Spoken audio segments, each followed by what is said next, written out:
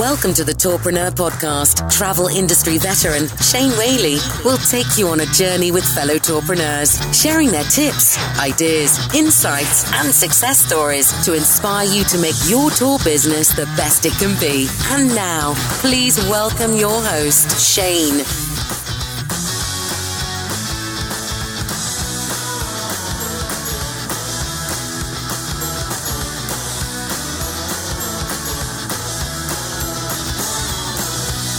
Welcome to episode 11 of the Tourpreneur podcast. Diego and Shane from Fitz and Folwell. How are you? Great, Shane. Very good. Thanks for having us.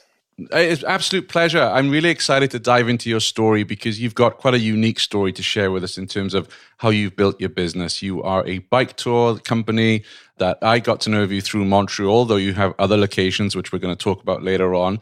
How did this all get started? Back in 2009, we founded two different companies in two parts of the world, Argentina and Canada. Even though we were so far away, our companies shared the same concept. We wanted to show travelers our hometowns by bike in 3 hours and make them feel as it was a friend who was showing them around, but make them pay for it. So that's how we turned it into a business. In my case, I started BA Bikes with a friend, Santiago, back in Buenos Aires, Argentina. We started our garage with 10 bikes and we grew very big in just a few years. And that's kind of the same story that was happening on Shea's side, right, Shea? Yeah, exactly. I also started with 10 bikes in a garage that I had rented for $100 a month in a laneway. And, in the beginning, like probably most business owners in our situation, I was guiding all of the tours myself. This was the early days of TripAdvisor and Yelp. And as those sites started to grow, I started to grow. Within 2 years, I'd grown out of the laneway garage and got a storefront. And yeah, the business just really took off. We ran about 4 different bike tours. Over the years, we added walking tours as well. We had food tours. We had some winter activity tours. And the business even morphed for about 5 years into a whole retail shop as well, a retail bicycle shop. But eventually when Diego and I linked up, we really started to simplify the business and go back to basics, which is the guided bike tours. So that's really been, the bread and butter of Fitz and Folwell. And how did you guys meet each other? As I said, I started BA Bikes with a friend, started very, very small. We grew big. And in the middle of this story, there's a girl called Elizabeth, who's now my wife. She's from Montreal, from Quebec, Canada.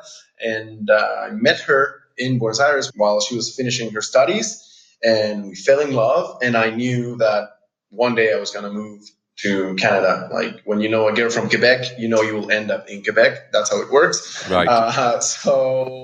Yeah, the first time I went to Canada, I traveled to Montreal to get to discover the city a little bit. And I connected with Shea and we started chatting. He invited me to a tour. And after the tour, we chatted and I told him the story. And yeah, we stayed in touch. And one day, like probably 3 years later, right? Yeah, maybe about 2 years later. So Diego and I kept in touch by email once in a while. I mean, maybe every 6 months or so. And then one email came back. It had been, I think, at least 6 months since I'd heard from him. And he said, I'm moving to Canada. It's happening. I'd love to come work with you. And it sort of caught me off guard. And I said, okay, I'm definitely open to this. Let's chat. And as we exchanged emails, Diego said, you're always welcome to come visit me in BA in Buenos Aires and check out my business. And so within a few months, I had convinced one of my friends in Montreal to join me. And we hopped on a plane with our bicycles and landed in Buenos Aires. Diego and I, as we mentioned, we'd only ever met once for about 1 hour. And he put us up in his apartment for 2 weeks straight. We were sleeping on the couch, on the floor. And essentially, he hosted us. I did all the tours with his business. It was just around to see how I could contribute, what I could learn.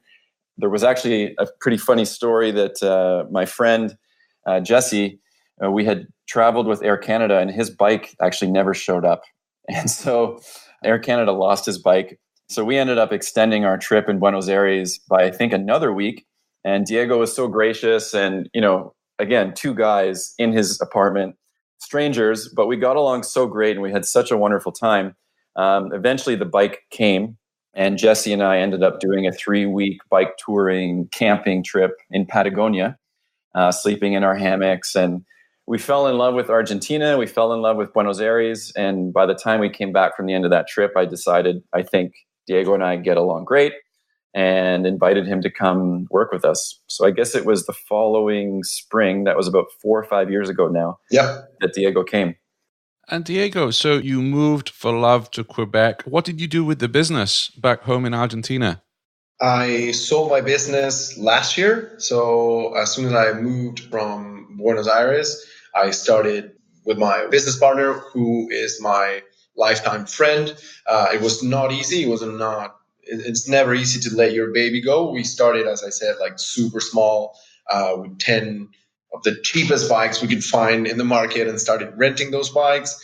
And then with the time and with really good customer service, we started growing, and the business became one of the top attractions in Buenos Aires. BA Bikes is now one of the top attractions in Buenos Aires. 2 weeks ago or 3 weeks ago, we had the pleasure of having Sir Paul McCartney on one of our bikes. Wow. Which, being a huge Beatles fan, that's like the dream for any entrepreneur, starting with like the cheapest bikes in the market. And 10 years later, you got Sir Paul McCartney on your bike.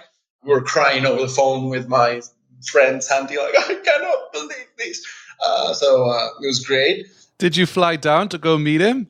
I didn't. I had no time. Like, it was all very like secret. Like we didn't know. Like, we only realized it was for Paul, the bike, a couple of hours before.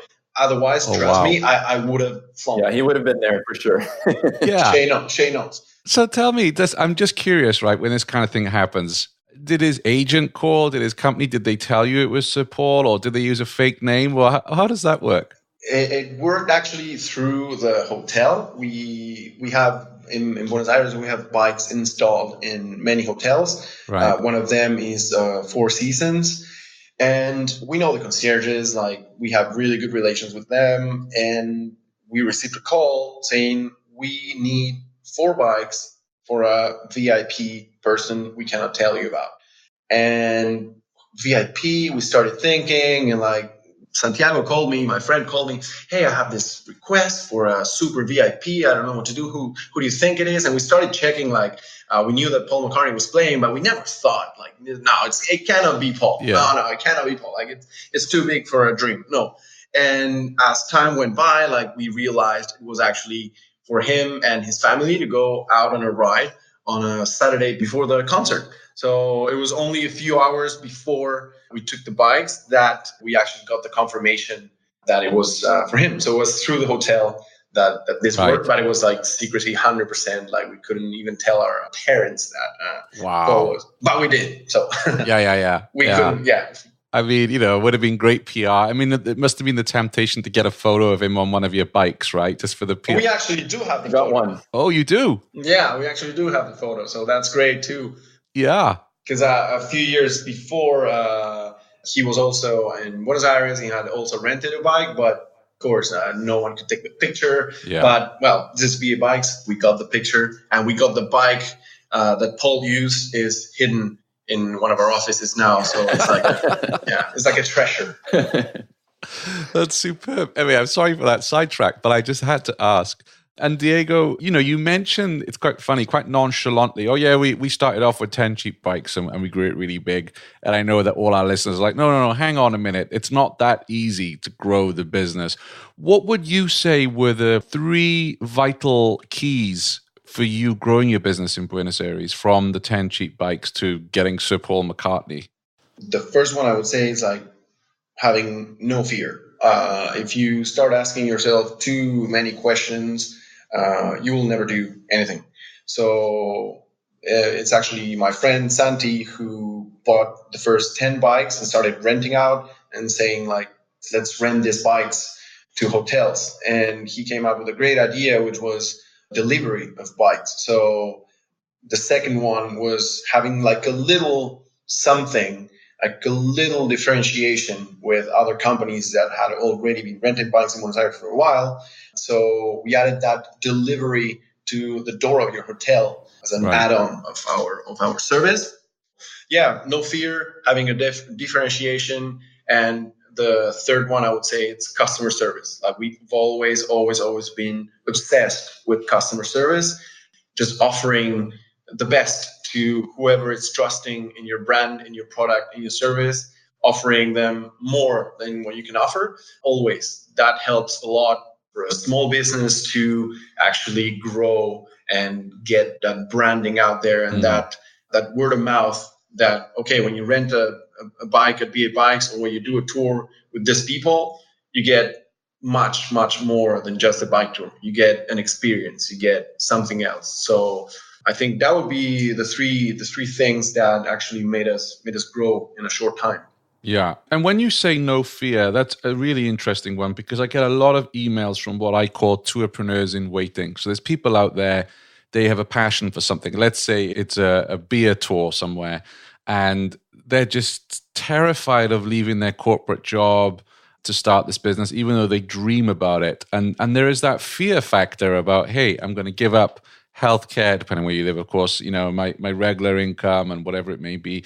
How would you advise people out there that have a great idea and they have a passion for a particular tour to have no fear?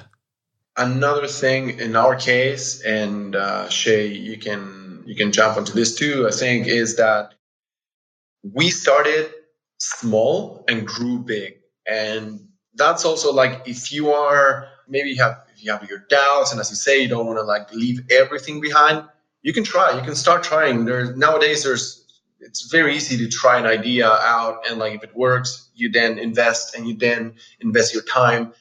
There's two ways. You can actually let everything go and invest all your money and all your savings and put all the eggs in the same basket. It's not the best idea in my case. It's not what I think is the best idea. But you can also try. You can go small. You can buy the cheap bikes in the beginning, have a small fleet and see what happens and start testing the market. And then if it works, that's it. You take the big step and you go for it. That's the case in BA Bikes. And I guess Shea wants to do the same thing. That's it. I would say that it's just all about, if you have confidence in your idea, you need to just get out and test it. And that starts with friends and family and colleagues. And that's how I ended up going into this business, because I grew up somewhere in a smaller town near Toronto. When I moved to Montreal, I brought a bicycle with me, and that's how I discovered the city. And I fell in love with the city through my bike, through the bike infrastructure that existed there. And anytime I had friends or family that came to visit, I would just take them on a bike ride, and I would guide them around, and I would take them to my favorite spots. And I would think, okay, what is a perfect day for me? And I want to share that with people. And the feedback I was getting at this point, I knew I wanted to start a business. It wasn't clear yet that it was going to be a bicycle tour business. And my friends and family said, hey, you're really good at this. You need to find a way to make money doing it. And so it was that initial feedback that I got that gave me that initial confidence. This was back when I started, thinking about launching this business. It was about 2006, 2007. At that time, there was no Airbnb experiences. TripAdvisor was just getting off the ground. Yelp did not exist. And so you had to, develop your website, be very skilled in your search engine optimization. You had to print flyers, get them in all the tourist bureaus. It was a lot of hard work. It took a lot of effort, a lot of planning, a lot of time. Nowadays, with something like Airbnb, I think that, anyone can really develop a concept, get it out there, and test the market in a much simpler way and faster way. It's fascinating to me. This is episode 11 of the show, and I think nearly every interview we've carried so far has started because friends urged the tourpreneur. Yeah, I'm not surprised. Yeah. Saying, hey, you got a gift for this, you should be doing it for a living. So it was 5 years ago when you guys started working together in Montreal, is that correct? That's right. Yeah, almost 5 years ago, 4 to 5 years ago. Almost 5 years. So can you talk to us about that? So how was the business in Montreal at that stage compared to where it is today? At that point, I had a lot going on. I think I had about 20 employees, not including guides. So in all, I had about 30 to 35 employees working for Fitz and Folwell. Some employees, some contractors as tour guides. As I briefly mentioned in the beginning, the company started out with a simple 3-hour guided bicycle tour. Within a few years, I actually recently, I gave a presentation to a collective of bike tour operators in Europe, in Munich.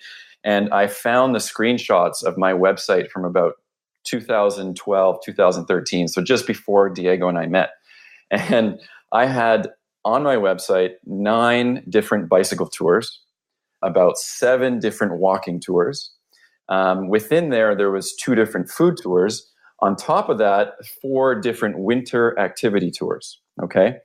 That's just the tour side. In addition to that, there were a whole page for bicycle rentals. We were doing city bikes, cargo bikes, cycle touring bikes, renting gear for people to go on multi-week cycling touring trips.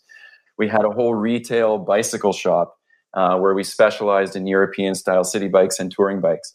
There was a lot going on. I'm not sure how I was handling the stress at that time, now that I'm thinking back to it. But when Diego arrived, he sort of was able to see that there was just too much going on under one roof. We were spreading ourselves a little bit too thin. You know, we were in that mode where we wanted to we were wanting to take over the world. We were trying every single thing that we came up with, which I think is normal. That's one thing. That's one thing that it's very common amongst entrepreneurs and around the 5th year of the business, where you survive your first 3 years, you start growing, and suddenly you think you can, as Shea said, take over the world. And it's sometimes dangerous because you do have the energy, but if you spread it too much, then you lose your focus. Like the core business of Fitz and Folwell was, and the reason why Fitz and Folwell started, and which is the same that Big Bikes, but it's friends telling Shea, hey, you're great at doing bike tours. And suddenly he's doing bike tours, food tours, walking tours, winter tours, retail shop, repairs, inventory, providers, 40 employees. So you're not doing what you're good at. You're doing everything. When I arrived, so we met 5 years ago, 3 years ago, I started officially working with Shea, almost 4. And my first diagnosis of the situation was that there were too many things happening at the same time. Yeah. So we started working on that. And I think we've done a great work of simplify the model, go back to basics. Exactly. And I think that, I was suffering from sunk cost bias, and myself and my team had invested so much time and effort in things like food tours. I started to realize that we kind of had our hands in many different industries at the same time. And of course, retail and the tourism industry, separate things. But I started to realize even within the tours, we're doing bicycle tours, we're doing walking tours, we're doing food tours, we're doing winter tours. So the thing is, when it comes to your marketing game, these are very separate individual things. And I started to realize that, it's going to be hard to master all of these at the same time. And that was something that, when Diego came, we started just to cut experiences, and we started to pare down the list.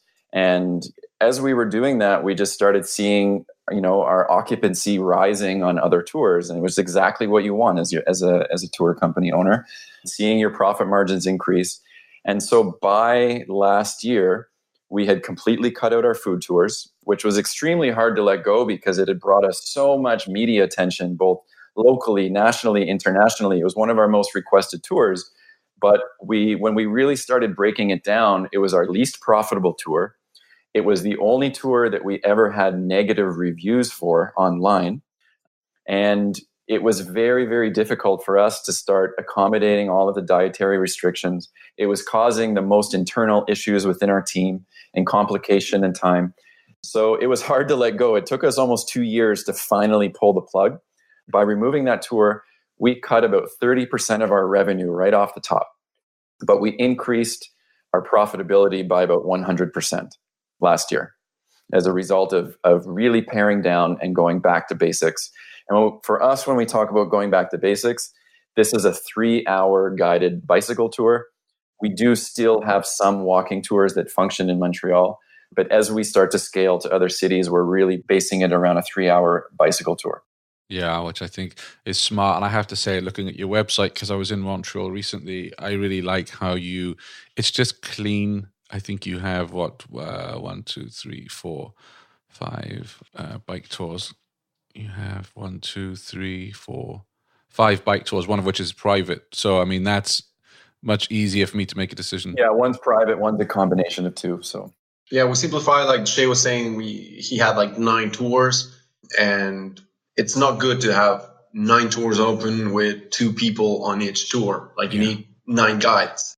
You really want to focus on like your 2 best experiences and have all those 2 people scattered around, just group in one amazing experience. So that's kind of also what we did. Like we chose, okay, what's the best way to discover Montreal? Okay, we have this and that part of the city, the south, the north.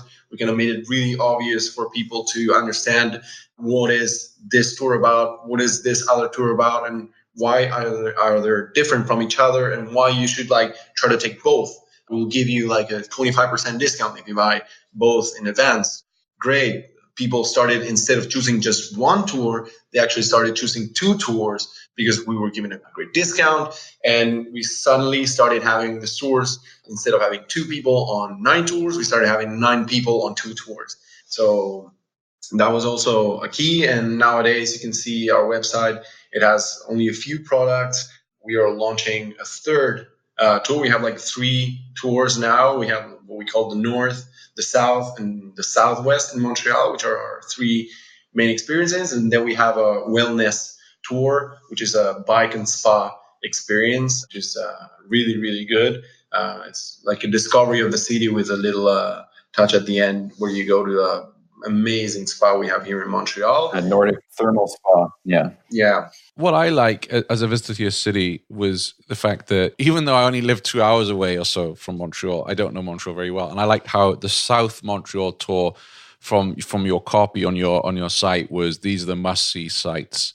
And then the North Montreal is a bit more, here are the hidden sites, here are the hip neighborhoods. So, giving people those options of, do they want to go to the more known landmarks or something that's a little bit more, I guess, exclusive. And how do these tours, you said earlier on that you wanted to be like taking a friend out to see a city, to make it more immersive and an experience. What do you do on these tours that might be a little different from other bike tours you've seen around the world? So I think the thing is, it's not only for us about where we take the people, but it's about the experience from start to finish. So especially in Montreal, now we've opened a little cafe in our headquarters at Vélo Québec, which is a big nonprofit cycling organization.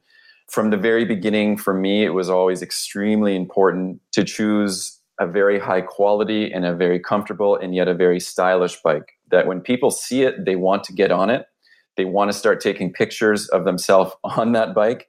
And then when they ride it, they need to feel safe and comfortable at the same time.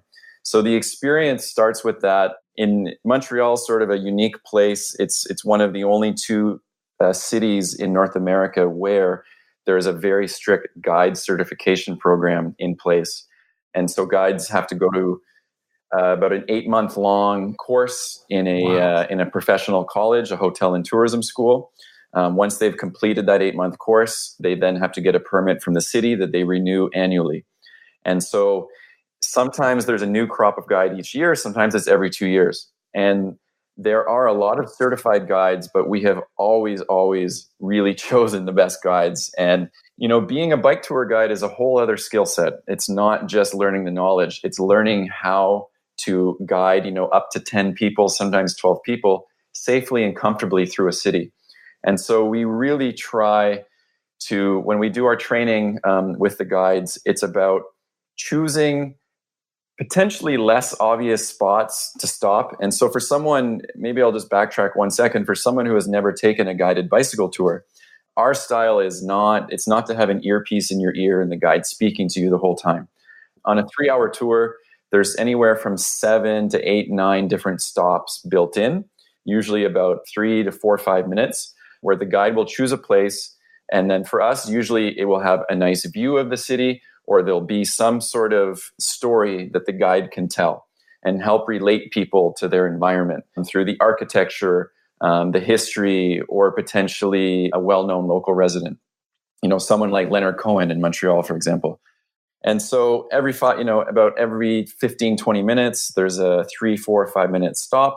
And it's always about striking the balance, about showing them the main sites. But perhaps when you go to that main site, there's a way of going around the backside of it where there's no one else that's there. And you might have a better view of it. Or there might be some other story to tell that is just a little bit less obvious. And so we want people to come away from the tour learning about the history of the city, but at the same time learning about the local culture and the lifestyle. And that's what we've found that keeps coming up most of the time, is that people want to know, what is it like to live here? What is your day-to-day like? How does it differ from, how do Montreal and Toronto differ? How does it differ from New York? How does it differ from living in Berlin? We found that our guides are able to really consistently deliver that experience. And we're sort of like ambassadors and concierges for the city at the exact same time. We're honest. Every city has its faults. It has its grit. And, we're going to show that to people as well. But we want them to come away with an experience where they can say, wow, I've got 5 ideas of how I can spend the rest of my weekend. I learned about this neighborhood. I learned about this festival happening or this event. Or I was recommended these 2 restaurants that seem to fit my taste well. And that's the overwhelming feedback from the tours that we've gotten. Which is what we were talking before, just giving people something extra, like an extra experience, like an extra thing that they can get from what they thought it was just going to be a bike ride with a guide and get to know the city in 3 hours.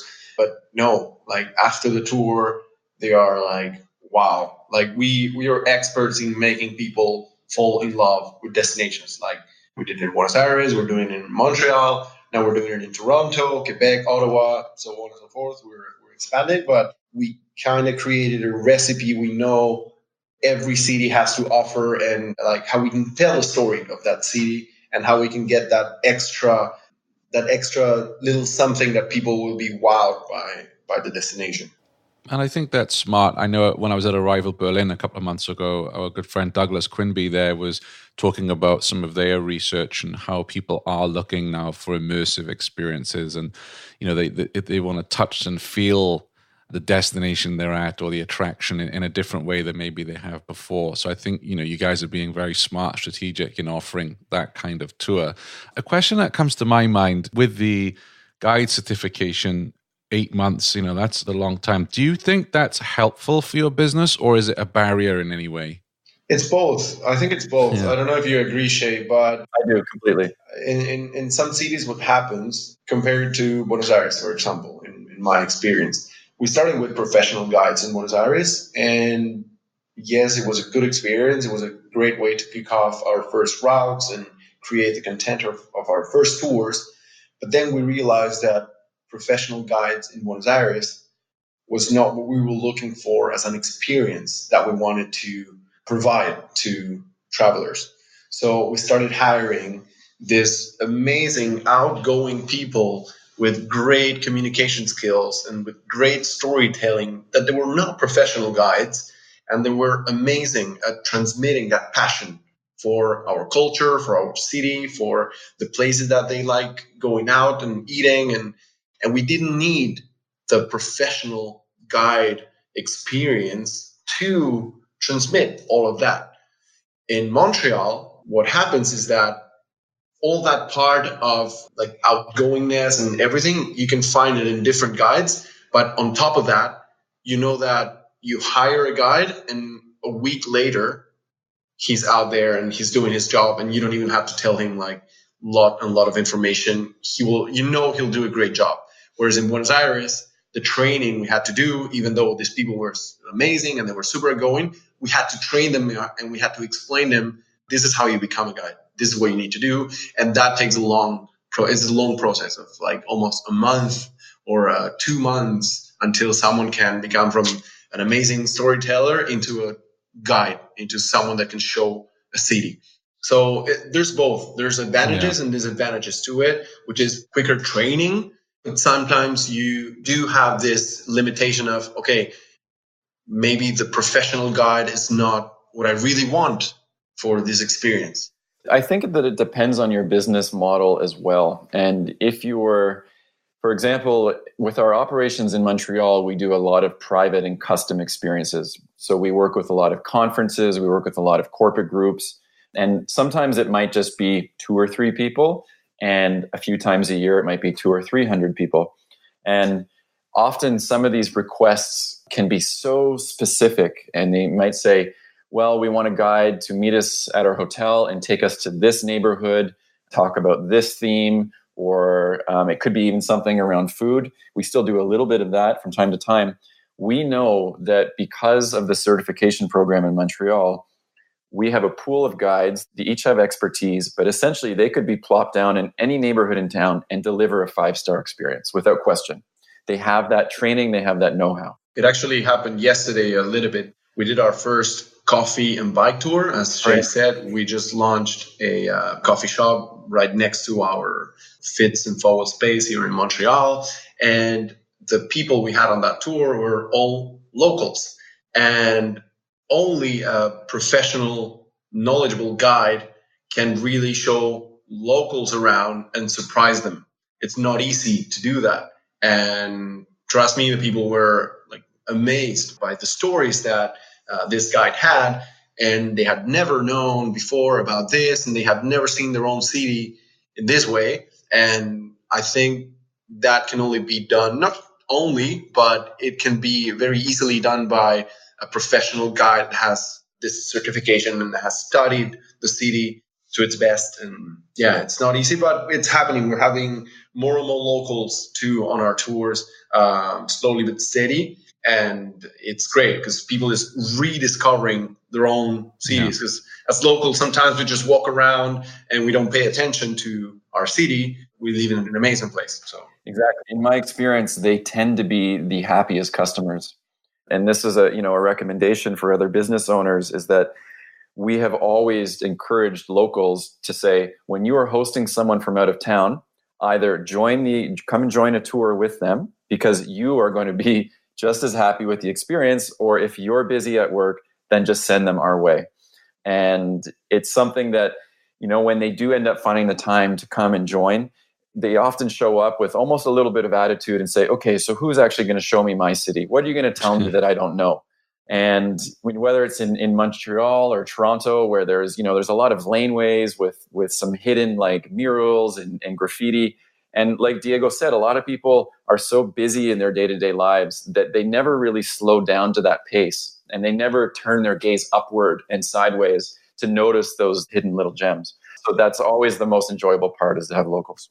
Yeah, and it's so cool. I remember going on a tour in London, give him a shout out. It's the Intelligence Trail, which is an espionage history thing. And it was incredible. He was showing us buildings that were actually secret, shall we say, spy stuff that was going on there right by the government. And I'd walked past those buildings so many times commuting, and I had no idea and didn't even notice this building. And it just gives you such a thrill when you learn something about your hometown. Want to connect with other tourpreneurs? Then join our Facebook group at tourpreneur.com/Facebook. I want to switch tracks, if I may, to marketing, because I think you just touched on that now with the locals.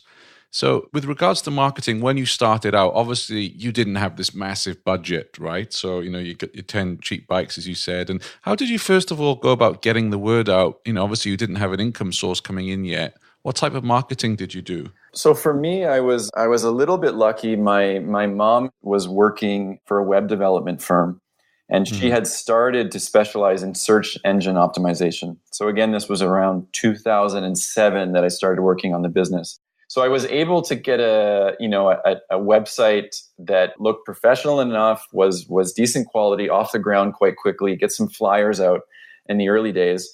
And that was, for me, that was the first thing I did. And I was just starting to learn about, I remember a customer named John who came on one of my first tours and said, do you have your TripAdvisor listing yet? Do you have your Yelp listing yet? And I didn't. So I remember he created the listings for me and wrote the first reviews. And I actually just looked him up again about a year ago, just to look at that first review on Yelp. And I just noticed that was the time when you started to get reviews. You get one review, you're number 200, you're up to 50 reviews, you're starting to crack the top 10 on the TripAdvisor listings, when it still used to display the rankings authentically. It doesn't so much anymore. And I just noticed, as I started improving in the rankings, the demand for tours also, the curve was just the exact same. And so in the early days, it did feel easy for people to discover you. But for me, before it was Fitz and Folwell, I went with a very simple search engine friendly name. It was Cycle Tours Montreal. It worked in English, it worked in French in Montreal.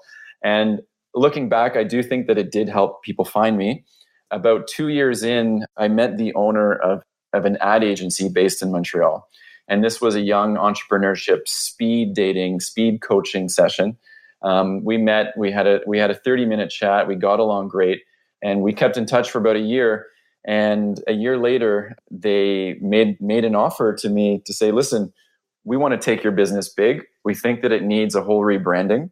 And we're ready to do that work as an investment. So at that time, I had been working for a few different young entrepreneurship organizations in Montreal to get some coaching, to get some mentoring, to get a little bit of financing. I think I had one grant for about $7,000. I had another grant for about $10,000, which was very helpful at the time, extremely helpful. But this ad agency in Montreal essentially said, we will invest our time and our staff energy to rebrand the company, to design your website, to design your flyers, to do your signage, to do all of those important things that I didn't have the money in the bank to do, nor it would have been much more difficult for me to approach a bank and get a standard loan. I'm sure a lot of other entrepreneurs, they're going through the same thing. When you don't have much equity, you're only fresh into your business, it's very hard to get financing. So for me, that really worked out well. We came up with the name Fitz and Folwell. It actually comes from my Irish grandmother, Fitzgerald. Her nickname was Fitz, and my British grandfather, Follwell. And my grandfather, Frank Follwell, was an entrepreneur himself. He was a politician in Canada. And so I came from a lineage of entrepreneurship. I always knew I wanted to have a business. I just didn't know what it would be, as I mentioned earlier. And we landed on Fitz and Folwell because it really honored the family heritage. A lot of the furniture and memorabilia from some of my grandfather's businesses ended up in my shop. And we felt that it was something that didn't relegate us to only operating bike tours and only operating bike tours in one city. By choosing the city name is great for a local business, but as you start to think about scaling, it becomes a lot more difficult. So we felt that we came up with something that would work no matter what road we went down and no matter where we ended up scaling in the world. So for me, in the early days, that was the biggest thing. Since then, it's always been extremely important. As you mentioned, Shane, when you were looking at the website, it has always been extremely important to have a slick website where when people arrive, they gain a confidence right away. And I think it's very important for entrepreneurs to look at their bounce rate, people that land on your website and leave without taking any action, essentially. And, always really working hard in search engine optimization. It's for the first 5 to 7 years, I always said my advertising budget is zero. It didn't do any paid advertising for the first, let's say, 7 years. It's only in the last few years, that the internet has changed and it's really become about pay to play.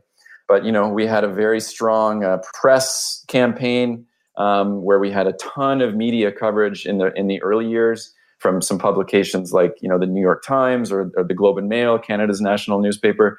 And, getting this quality of backlinks to your website is so important because it boosts your authority. But Shea, I think we all did actually pay a little bit of advertising indirectly. When you mentioned TripAdvisor and all these platforms, there's a lot of people in the industry are upset because of the commissions and everything that we have to pay to the OTAs and blah, blah, blah. But I think if it wasn't for the OTAs, also our marketing would have been much more difficult. They did a lot of marketing for us too, I think.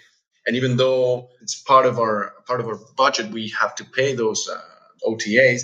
You also mentioned in the beginning, Shea, that as the OTAs started growing, we grew too. If it wasn't for in the beginning for TripAdvisor, it would have been much more difficult for BA Bikes to become what BA Bikes is nowadays. Like if you go on BA Bikes TripAdvisor, you will see like there's almost 2,000 reviews, and it's 2,000 people that rated us and like help us spread the word, and they did the marketing for us. They spoke for us by leaving reviews and by talking to peers and by talking to future travelers saying, hey, this company is great. Hey, I've been in this tour. It's amazing. Here's a 5-star review for this tour, which I loved. And a lot of the marketing nowadays, it was done by our own customers. Right. They did the marketing for us. So even though a lot of people in the industry that we know of, and like we attend conferences and we are always sharing our experiences, a lot of people has like a bit of resistance to the OTAs and the platforms online. I think they've done a lot of work for us. In terms of Fitz and Folwell today, how much of your business would you say is reliant on the OTAs? We're about, at this point, 50-50. So we have about 50% direct bookings on our website or, through email and phone. The OTAs would make up about 35 to 40% of that. We also work with some receptive tour operators as well, filling out the last 10, 15%. What advice would you have for tourpreneurs out there in terms of how they work with OTAs? Is there any tips or strategies you would share with them? For me, I think having consistency in terms of, how you're selling your products. And it's actually one of the biggest challenges is that, there's a certain way to describe your product on your website. Then you go to list it on Viator. Then you go to list it on, Airbnb or somewhere. And they all have their different templates, their different restrictions, the different way to formulate the questions. I think it's just important to broadcast a clear understanding of what it is that you are delivering and how to build those expectations. And, one of the other biggest challenges is definitely the management of the bookings that come in. And depending on the booking software that you use, you may have APIs that are going to link up. Something like Viator is very open to that, whereas Airbnb's policy at this point is to not have an API. So, what we've seen we've been working with Airbnb for a little more than a year. And on one hand, it's been great for us, but on the other hand, it's created a lot of work for our staff to manage, the communications and the bookings and everything. And that's one other thing that an advice, I think, for tourpreneurs would be also from my side to dedicate as much work as those platforms are also taking on your side. So if you have a simple platform that it's not taking you a lot of time to manage, then go ahead, use it. If you have one other one that is taking 80% of your day and it's only giving you 5% of your revenue, then you have to find that balance of not because it brings a little bit of work to your business that you have to be stressed and to be trying to keep up with all the changes that they make and all the different policies and all the different commissions. So it's also trying to focus on those platforms that have that balance of, okay, this is how much work I need to put on this platform, and this is the revenue that I gain from this platform. It's difficult finding that balance, but that's where the whole thing lies, trying to find that balance, working with OTAs. And in terms of your direct booking, so who is your current booking partner that you work with? We work with EasyTix. So that's a new one on Tourpreneur. We've not spoken to anybody who used EasyTix before. What was it about those guys that made you go with them? I think we changed booking platforms 3 times in 3 years. For a while, we were with Resdy. Then we moved to Zola. And then finally, we were at a food tourism conference that was in Montreal, I guess 2 years ago. And we ended up meeting the guys from EasyTix. And, one of them, Joe from EasyTix, did a master class about marketing. And it just really resonated with me in terms of their approach to how they work with their individual operators. It's not sort of like they just install the software for you and say, okay, now it's in your hands, see you later, bye. They want to be part of your marketing and your sales process throughout. We were a bit unsure about making a whole other switch. And a lot of the booking platforms will kind of promise you the world, and they'll say, we're going to do all the work for you. We're going to move all of the content. We're going to upload all of your photos. And I think we even had one that said they would fly someone to Montreal and sit down with our staff for a few days and make sure that they were completely trained.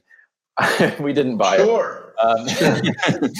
Yeah. But, EasyTix, I would say, really followed through with a lot of what they promised. And we started out by using just the EasyTix booking platform. They also offer something called Easy Sites, which I'll get to in a second. But the EasyTix platform, I mean, they're very focused in the food tour niche of the industry. I think we were one of the first bike tour providers to work with them.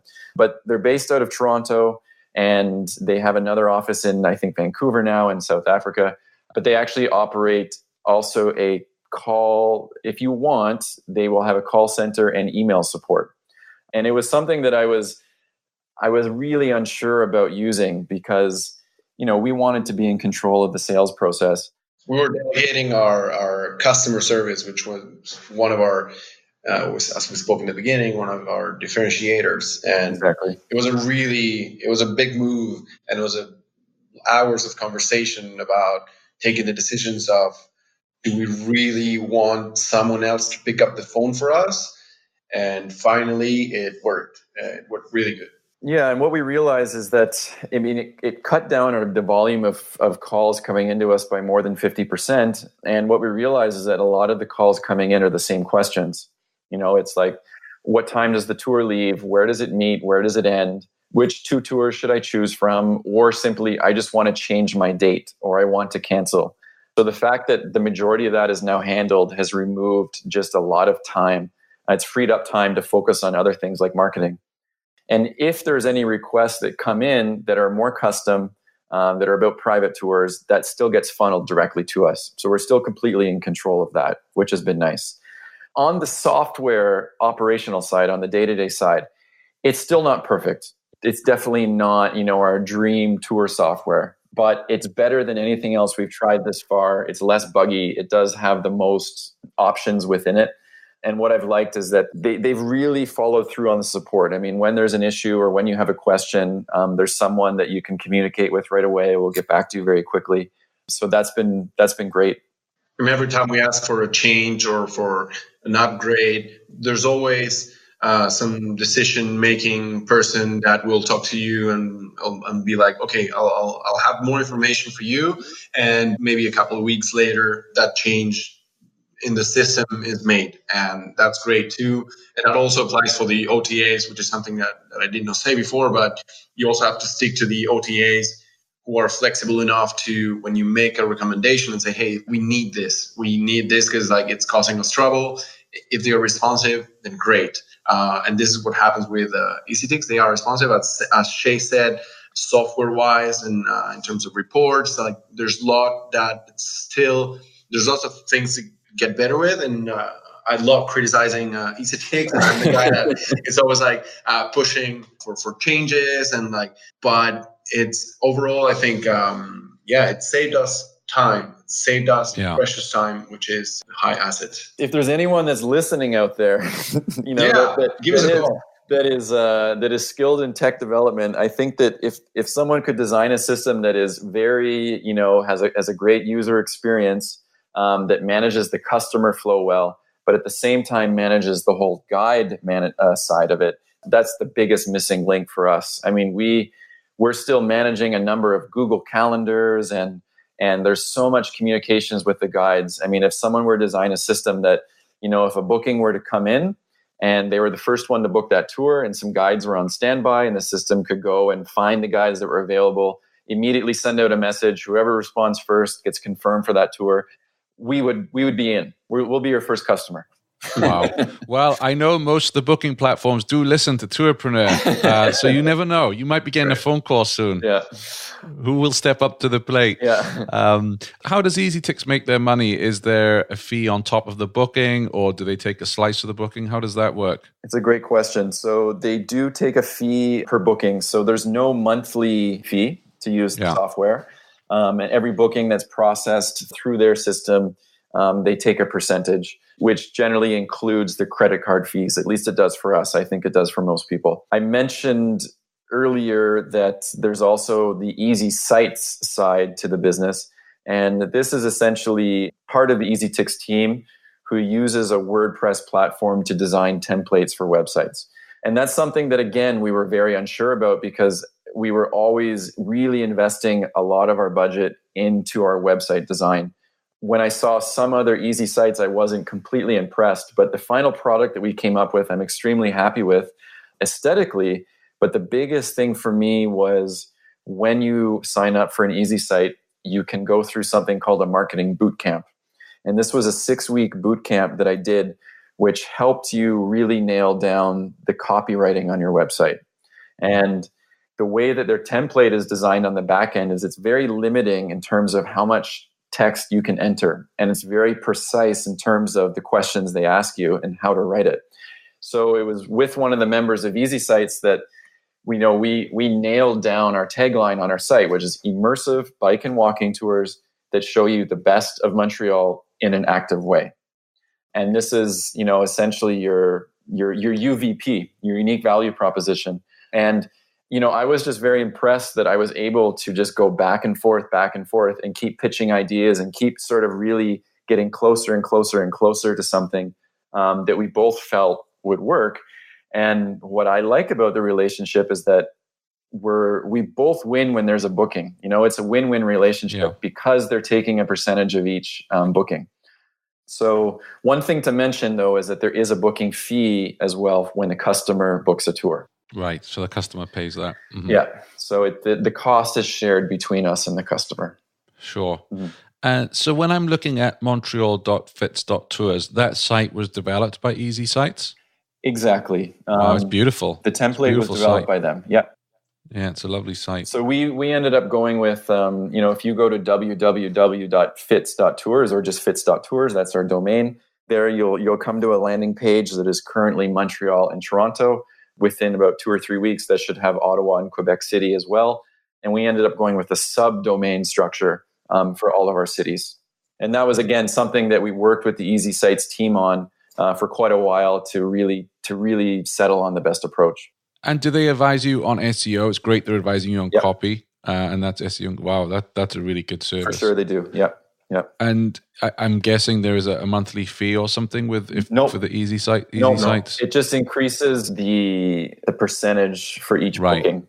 Wow. Mm-hmm. So for us, it's been, because we're now starting to open up new cities, it's enabled us to essentially get our marketing off the ground quickly, because we don't have any upfront cost to launch a website. It's really just our time. Yeah. And so that's been a huge advantage for us. Did you know every weekday Shane curates the most interesting news articles in tours and activities and sends them out in a snappy daily digest? Grab your copy of the Tourpreneur Daily Briefing at www.tourpreneur.com. What was the moment when you decided, hey, Montreal's doing really well, I want to take this to other cities? How did that happen? That's something that I had thought of in the very beginning when I first started the business. I mean, I'd say maybe a year or two in. It was, I think that, at the time, I think North America is ready for a Fitz and Folwell in every major city. I think that we're offering an extremely high quality service that once people were to take your experience in one city, they're going to remember you. And when they arrive in another city, they'll look for something like you. And over the years, and even Diego can probably attest to this, when a lot of people would come back from their bike tour or their walking tour in Montreal, they would say, hey, are you guys in Toronto? Hey, are you guys in Quebec City? Because I've been doing some research and I haven't found anything that's really meeting my interest. And so we always had it in the back of our mind, if we're going to expand, it makes sense to start regionally, and it makes sense to expand to places where we might capture the same traveler in multiple cities. Yeah, and actually, as soon as we launched in Toronto, we started having the first customers that would do Montreal and Toronto, or Toronto and Montreal, the same tour, and they had the same experience. So that's one thing. The market opportunity was there. And I think also when we met with Shea and realized that we had created so similar businesses in such different parts of the world that share the same values, the same business structure, the same business model, we said, there's an opportunity here. If we can come up with the things that look alike, and if we can create a concept around this, then we're ready to go and we're ready to expand to sky's the limit, We actually set ourselves a goal of being in 100 cities in a couple of years from now. And that's our horizon. But we think it's something that's going to be achievable because we passed from one city to almost 4 cities. And we don't like to call them cities because we're actually starting in non-city, non-urban tours too.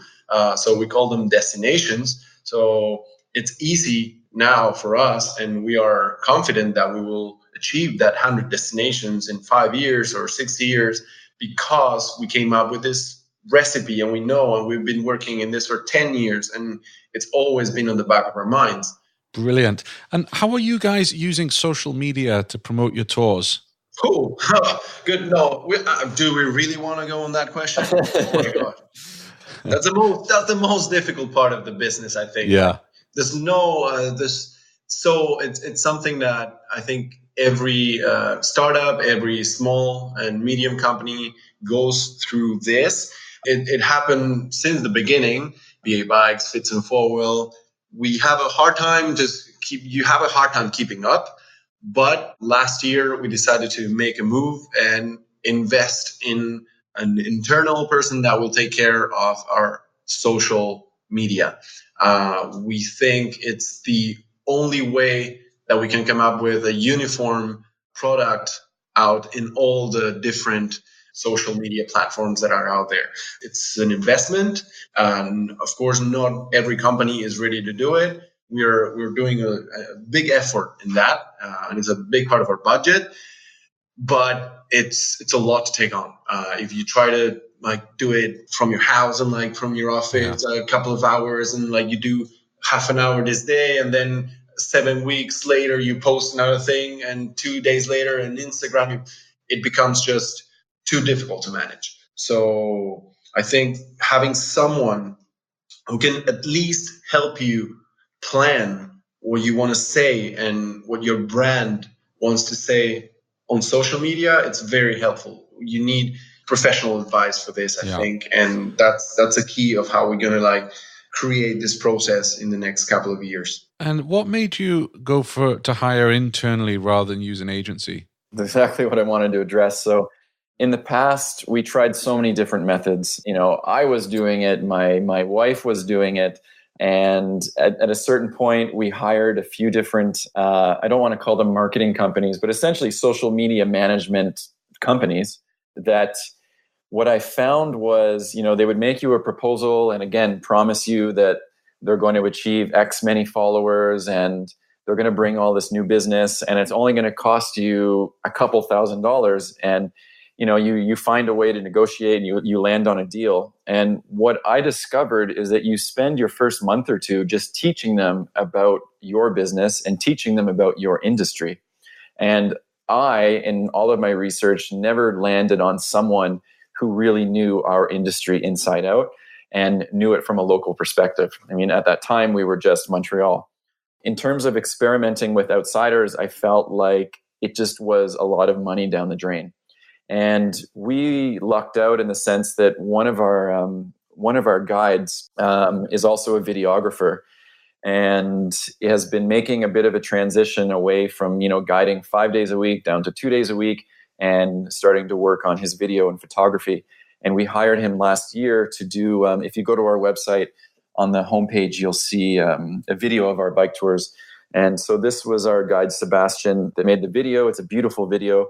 And with all of that filling that we did, we said, hey, Sebastian, do you think that, you could come up with some 10, 15, 20-second segments of the video to share on Instagram? And so we started working on that, and he was doing a great job. And we started essentially just putting more on his plate and saying, hey, can you do this? Hey, can you do this? And he's been doing a great job. So now, we have him managing, he's essentially our community manager. We have him managing the social media for all of the different cities. And I now have him involved in our blogging strategy. We're soon to really up our game on the video department. And I think that, by the end of this year, it will be the first time that we have really invested in not only a person internally to manage it, but also a bit of a budget around the content itself in terms of, we're paying some of our guides to write blogs. We'll be paying Sebastian, to create some videos for us. And I think that then we'll really have a great sense if it was worth it. But my biggest recommendation would just be consistency is the most important thing. And just try to create simple content about what is your experience actually like. It can be challenging to become the expert on your destination. And, you're competing with so many other platforms in terms of content. But if you can really give people something of value, provide them information, give something that is going to be helpful, whether they're planning their trip or whether they're already in your city, but just consistency, simplicity, and people love to see people. It's great to show architecture and buildings, but people want to see faces.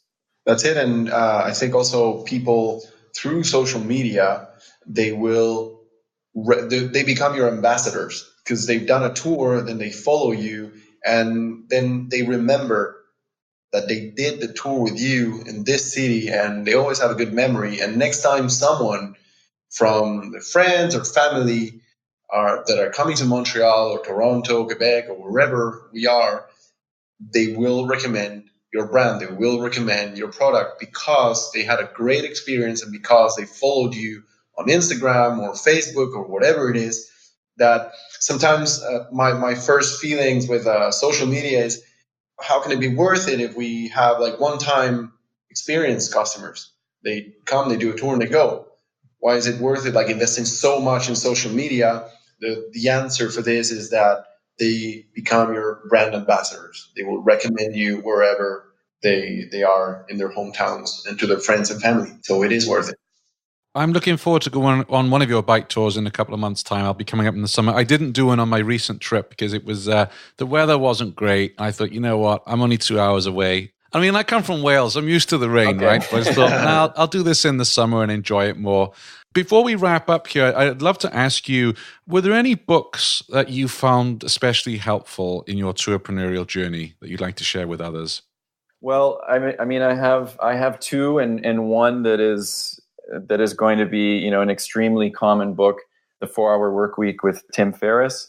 And I went back and started reading a little bit recently. It's starting to feel a little bit dated because Tim Ferriss was launching an online reseller business or a drop shipping business, essentially. But I think the first few chapters of that book were so helpful in terms of how to really think about working on your business and not in your business, and as a business owner, it's so easy to get caught up in all of the small day-to-day things. And you need to do that for the first few years or even longer. But learning how to properly delegate and learning how to really just think in terms of your vision and how to get your business there. I'm not a big fan of the title of the book in terms of the 4-Hour Workweek. It's not realistic. It's not the time, the amount of hours you're putting in. It's the smarts that you're putting in. It's probably the biggest challenge, I think, in being an entrepreneur is that feeling that you can do everything the best. So is it really worth delegating to other staff? You're the one that has the know-how. You're the one that has the experience. But it depends where you want to take your business. If you want to keep it as a small local business that's really built around yourself, that's fine. But if you're someone who's interested in building something big and scaling, then you have to really pay attention to, I guess, the how you're working on it and not in it. I might have to dig my copy of that out because it's been many years since I've read it. And I agree with you on the 4-hour thing because I did read his one, The 4-Hour Chef, and I'm still crap at cooking. Yeah. But his podcast is also worth listening to. I mean, I pick and choose which one because they do go on for quite a while. But he is also a good podcast. Did you read his other one, Tools of Titans? I think it was called. No, I've heard him speak about it on a podcast, but I haven't read it. No, neither have I. You said you had a second one? It's a business book called Heart, Smart, Guts, and Luck. It's 4 authors. I don't remember the 4 names by heart, but you could find it. Heart, Smart, Guts, and Luck. And it was essentially 4 academics who started to research, I guess, the aptitudes of entrepreneurs. And there's a lot of background research into, what are the characteristics and what are the habits of entrepreneurs. Nice. There's a test that you can even do at the end of the book or online, I think. But they really profile essentially that it's not, and I mean, this is somewhat common wisdom, but it's not just about the smarts that you have. And I think it's really about, it's the guts that you have to take risk. And Diego talked about this in the beginning about not having the fear. for me, when I started my business, I just kind of naively assumed that everything would go well and I'd be successful and be rich in 5 years. I was only 23 or 24 when I started working on the business, but I think it was the guts that I had in the very beginning were so helpful. And one of my favorite parts about this book is that they talk about luck, and not talking about luck in the things that happen to you, luck in the way that you are designing your lifestyle, and you are essentially creating you're creating opportunities for luck to arrive on your doorstep, if that makes sense. I really like the way that they talked about that. So I think it'd be great for entrepreneurs to go and just see where you fit into that. Are you more heart and smarts, or are you more guts and luck, or what is it? I'm going to order that right after we've recorded the show. That sounds right up my street. Thank you. Diego, which is your favorite book? Which one do you recommend? I have one of my favorite books and something that really helped me create like a mindset. It's called Think Like a Freak by Dan Ariely.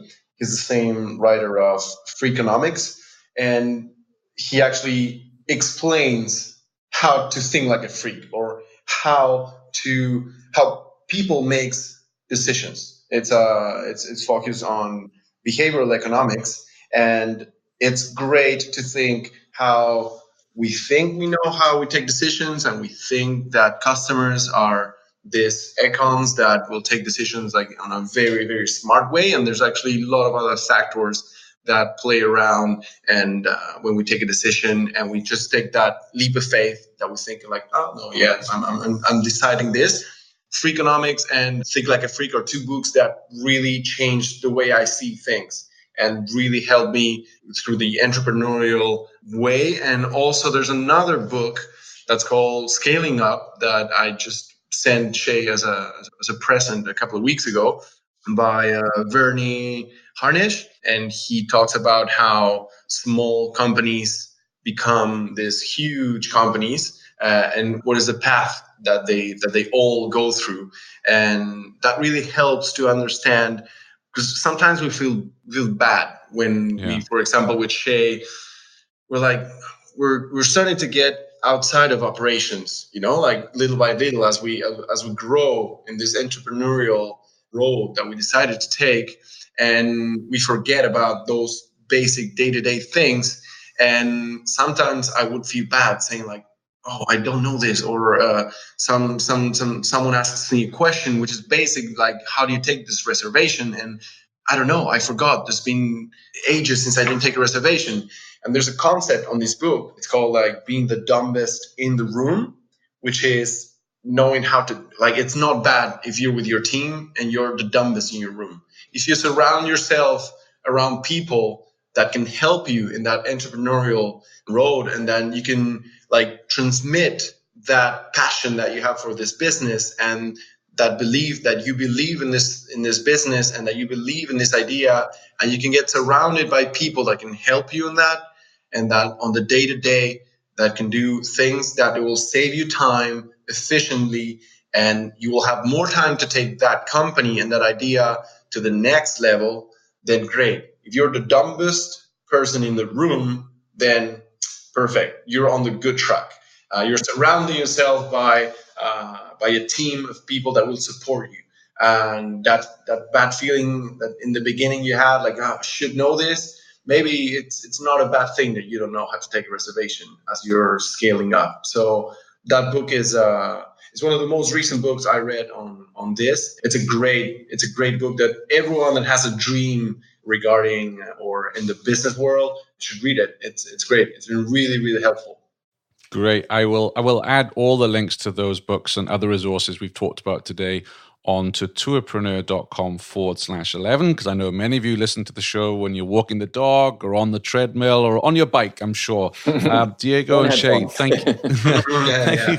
Thank you very much. You've been very generous with your time today. I know you're running a busy business, and I thank you very much for sharing your wisdom and your story with other tourpreneurs and tourpreneurs in waiting who are out there. I really appreciate it.